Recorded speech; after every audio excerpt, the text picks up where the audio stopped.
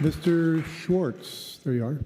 Good evening, Mayor and Council members. I'm Jeff Schwartz from Thousand Oaks. More than 40 years ago, back in the late 1970s, before the Reagan Revolution, before Trumpism, there was a major change in state politics. The nation at the time was undergoing economic problems that had some similarities to the problems we're facing today.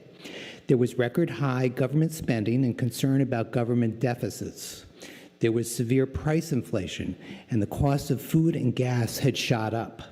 Government had grown larger in size and was more expensive. Taxes were high, and anybody who said the taxes should be lowered was laughed at. Pundits said that we can't possibly reduce taxes, or else we'll have to fire all the police and firefighters and close all the libraries. They said it was impossible to reduce taxes because this would require changing the laws.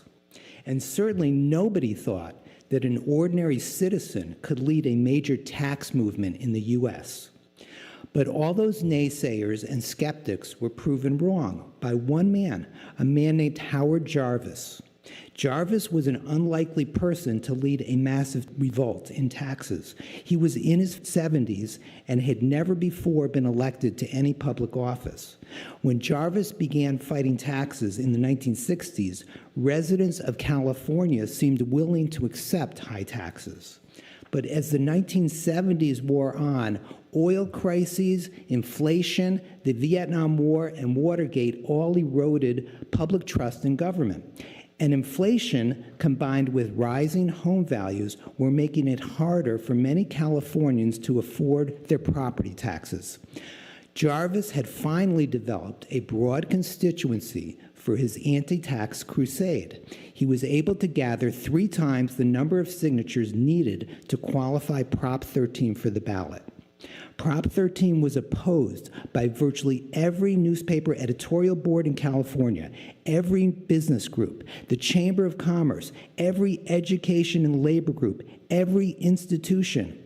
Nevertheless, Prop 13 passed by a margin of nearly 2-to-1, a virtual landslide. Prop 13 has been the most successful tax curtailment law in the country.